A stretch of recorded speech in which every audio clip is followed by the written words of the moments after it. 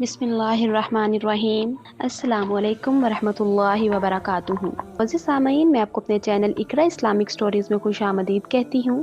میں امید کرتی ہوں کہ آپ لوگ ایمان اور صحت کی بہترین حالت میں ہوں گے اور اپنی زندگیوں میں زیادہ سے زیادہ نیک اعمال کرنے میں مشغول ہوں گے۔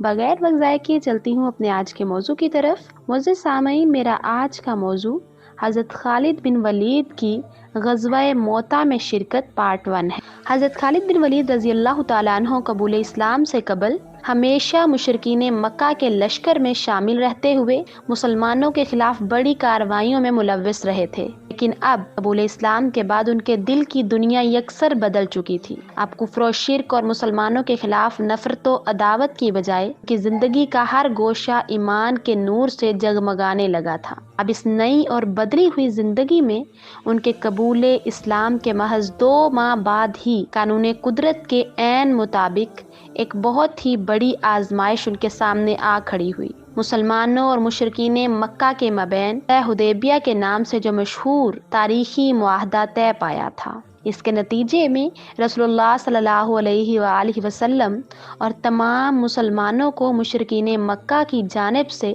جب قدرے بے فکری نصیب ہوئی تھی، تب اس موقع سے فائدہ اٹھاتے ہوئے آپ صلی اللہ علیہ وآلہ وسلم نے دعوت اسلام کے اس مبارک سلسلے کو مزید وسعت دینے کا فیصلہ فرمایا تھا۔ اسی سلسلے میں ان دنوں مختلف فرمان رواؤں، حکمرانوں، امراء و سلاطین اور والیان ریاست کے نام خطوط ارسال کیے گئے تھے، جن میں انہیں دین برحق قبول کرنے کی دعوت دی گئی تھی۔ اس سلسلے میں رسول اللہ صلی اللہ علیہ وآلہ وسلم کے قاصد کی حیثیت سے حارث بن عمیر رضی اللہ تعالیٰ عنہ بصرہ کے فرمان روا کے نام تحریر فرمودہ آپ صلی اللہ علیہ وآلہ وسلم کا نامہ مبارک لیے ہوئے جب مدینہ سے بصرہ کی جانب محو سفر تھے، تب راستے میں ملک شام کی حدود میں بلقا نامی ریاست کے فرمان روا شرجیل الغسانی نے انہیں روکا، تشدد کا نشانہ بنایا اور پھر انتہائی سنگ دلی و صفاقی کا مظاہرہ کرتے ہوئے ان کے ہاتھ پاؤں رسیوں سے جکڑنے کے بعد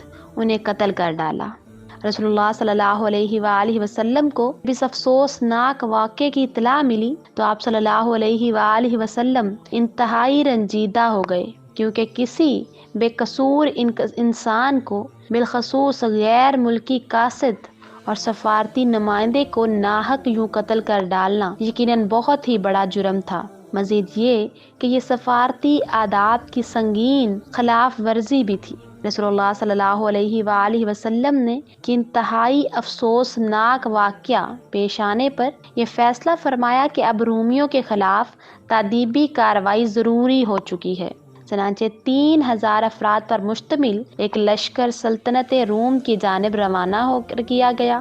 اس موقع پر آپ صلی اللہ علیہ وآلہ وسلم نے اس لشکر کا سپہ سالار حضرت زید بن حارثہ رضی اللہ تعالیٰ عنہ کو مقرر فرمایا اور یہ وصیت فرمائی کہ زید کے بعد سپہ سالاری کے فرائض جعفر بن ابی طالب انجام دیں گے اور ان کے بعد عبداللہ بن رواحہ انجام دیں گے، اور ان کے بعد باہم مشاورت کے بعد کسی کو سپہ سالار منتخب کر لیا جائے گا۔ گویا رسول اللہ صلی اللہ علیہ وآلہ وسلم کو من جانب اللہ خبر دے دی گئی تھی کہ اس موقع پر تینوں حضرات یکے بعد دیگرے شہید ہو جائیں گے، اور پھر یہ لشکر حضرت زید بن حارثہ رضی اللہ تعالیٰ عنہ کی زیر قیادت مدینہ منورہ سے سوئے منزل رواں دواں ہو گیا۔ طویل مسافت طے کرنے کے بعد جب یہ مبارک لشکر جزیرۃ العرب اور سلطنت روم کے مابین سرحدی علاقے میں پہنچا تو وہاں موطا نامی مقام پر، جو کہ رفتہ رفتہ تقسیم در تقسیم کے سلسلوں کے بعد موجودہ اردن میں واقع ہے، صورتحال جو نظر آئی وہ نہایت خلاف توقع اور انتہائی پریشان کن تھی،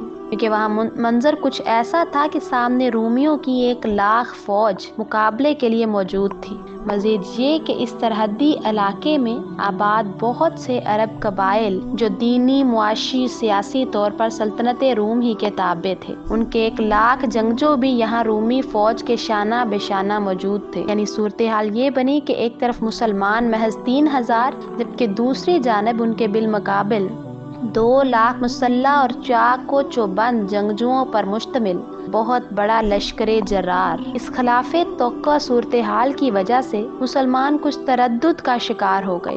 2 روز تک باہم مشاورت کا سلسلہ چلتا رہا किसी ने कहा हमें अब मजीद पेश कदमी की बजाय यहीं रुक कर रसूलुल्लाह सल्लल्लाहु अलैहि वसल्लम को इस सूरत हाल से मुतल्ला करना चाहिए और आप सल्लल्लाहु अलैहि वसल्लम की तरफ से इस बारे में किसी फैसले का इंतज़ार करना चाहिए।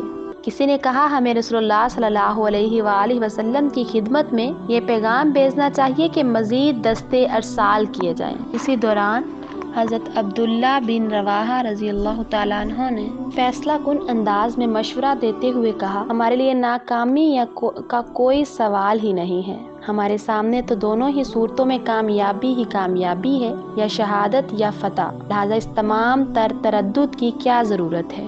चनांचे सभी ने इस मशवरे को कबूल किया और इस पर अमल करते हुए दुश्मन की जानिब पेशकदमी शुरू की। फ़रीक़ैन में कोई तवाज़ुन ही नहीं था। एक तरफ फ़कत 3000 मुसलमान और वो भी घर से बेघर, वतन से बहुत दूर, यहाँ दुश्मन की सरजमीन पर, जबकि दूसरी जानिब 2 लाख जंगजू खुद अपनी ही सरजमीन पर और अपने ही इलाके में, मगर इसके बावजूद दोनों जानिब से नहायत ज़ोरदार यलगार हुई। ज़ैद बिन हारिसा रज़ी अल्लाह तआला अन्हु नहायत बेजिगरी से लड़ते हुए शहीद हो गए। तब रसूलुल्लाह सल्लल्लाहु अलैहि वसल्लम के हुक्म के मुताबिक हज़रत जाफिर बिन अबी तालिब रज़ी अल्लाह तआला अन्हु ने क़यादत संभाली। बेमिसाल शजाअत व बहादुरी का मुज़ाहिरा करते हुए दुश्मन की सफ़ों को चीरते हुए दूर तक अंदर चले गए। आखिर अल्लाह के दीन की सरबुलंदी की खातिर वहाँ परदेश में मौता के मैदान में उन्होंने भी अपनी जान का नजराना पेश किया और फिर यके बाद दीगरे इन दोनों अजीम तरीन और बहादुर सिपह सलारों के नक्शे कदम पर चलते हुए तीसरे सिपह सालार हज़रत अब्दुल्ला बिन रवाहा रज़ी अल्लाह तआला अन्हु भी वहाँ मौता के मुकाम पर शहीद हो गए। रसूलुल्लाह सल्लल्लाहु अलैहि वसल्लम ने इन तीनों बरगज़ीदा शख्सियात को यके बाद दीगरे बिलतरतीब इस लश्कर का सिपह सालार मुकर्रर फरमाया था। लिहाजा अब इन तीनों की शहादत के बाद लश्कर में बहुत बड़ा खला पैदा हो गया, जो कि इंतज़ामी लिहाज से यकीनन बहुत ही ख़तरनाक बात थी, बिलखसूस इस कदर नाजुक तरीन सूरत हाल में जब जंग अपने अरूज पर थी।